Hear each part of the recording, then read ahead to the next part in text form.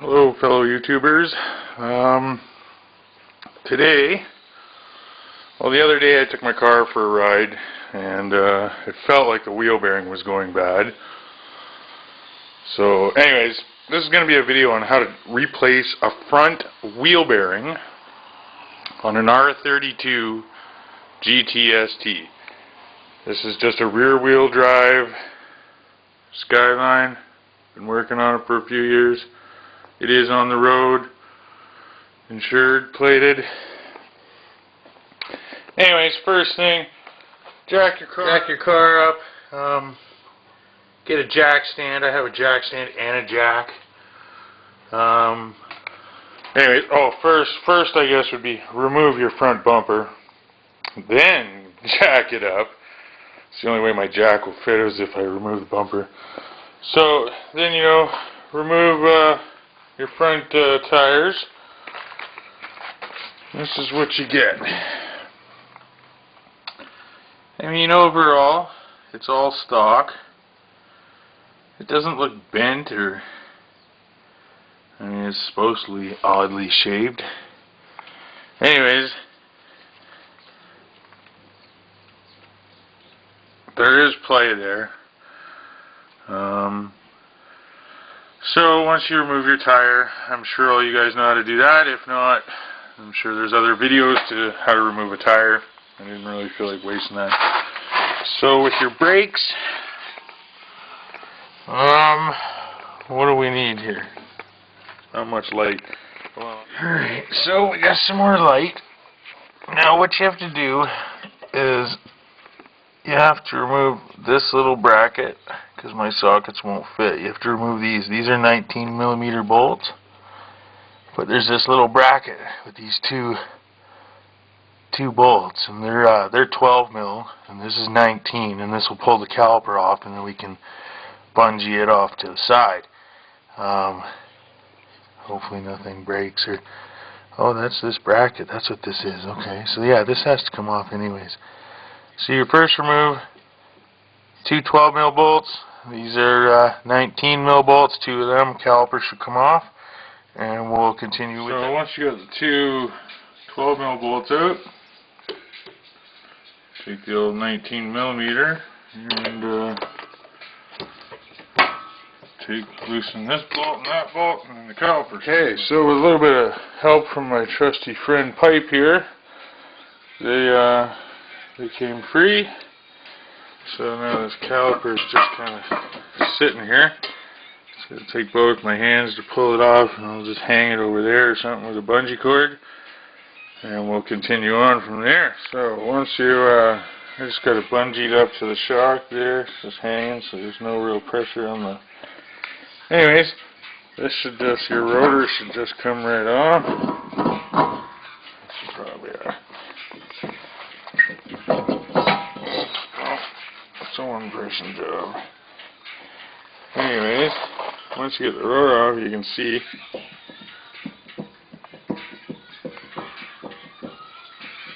this bearing is bad. Way bad. So we're going to replace it with a brand new one. Pads are still looking pretty healthy. The rotors don't even have a lip on them. They're just kind of old from sitting. Need to drive this baby more.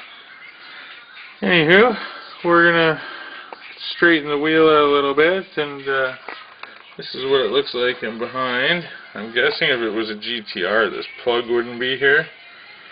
This cap, so you could have your drive axle through there or whatever. Anyways, these are where the 19mm, and those are the two twins, 212s that we took out, sorry. So, yeah, now I'm just wondering what we got to do next. So just give me a minute and I'll be right back. Okay, so take a screwdriver. There was another 12mm bolt on the other side, and I just put it in there and pop this rear. Ooh, looks pretty gross. Anyways, pop this off. That lets you get to the rear nut. Okay, after fiddle farting around there, I realized that you had to get the nut off from back here. and that is this nut here. It's pretty big. I used 1 1/4 inch socket with the air gun, and you know, just a pry bar in there, and it came right off. So now we're going to continue on. Let's see what we. Okay, so next I gently popped out. I think it's a seal. It's pretty hard, but we're gonna clean everything out. Hopefully, try to be able to reuse everything. So now I see there's this metal bushing that's around the shaft in here. Now it's got to come out too. So we're gonna wiggle at that and see if we can get it out. Trying to do this without having to take it off the car, so that'd be nice. Okay, so after using a puller, I managed to get the hub out, but it left half the bearing in. So now that I have the hub out, there's a clip. This is the clip. If you notice, there's little tabs cut in, so you can go screwdriver in to pop it up. That goes in. Probably if I would have had that out first, maybe that bearing would have been easier. Anyways, we're going to carry on from here. That was not fun using that puller. I just put it up against the back of the hub and I pushed against these 2 bolts and it just popped it right out, which is perfect. So now to get... Alright fellas, so I tried and tried. That steel in there, it's awfully hard. I tried using a Dremel to kind of cut it. So today I gave up. I tried making a puller. Ended up breaking the puller. Didn't work. Had a couple different pullers here. Still got the other bearings still on the hub. So what I've decided is, I guess we're going to pull it off. Now, I don't know, hold on, let me move my light. That's probably in a bad spot. There we go. Okay, so there's a castle nut there that removes your lower control arm. And then you have to remove your tie rod end. It's basically the same. Pull out the cotter pin, loosen it. Keep the nut on it a little bit. If you have a pitman arm puller, it works great, just kind of pushes it out. Otherwise you can lightly tap it with a hammer. Sometimes that damages the threads. But here's the other one. These caps do come off. I only wrecked it a little tiny bit, and as you can see, it's just the outer cover. Inside, it looks like it's new. Anyways, new amount of grease in there. It's kind of yucky looking. Anyways, we got to remove this nut too, and then yeah, press it out, and then I guess we're off to town to get a shop to do it or something. So yeah, we'll give you an update. Okay, so I've removed both cotter pins out of those 2 bolts. Now this front one is a 22 mil.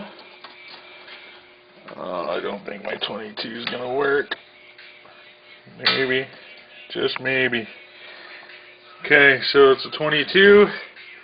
And I didn't check the back side, but I think it looks more like a 17 or a 19. Actually, let's check that out right now. It's not a 17.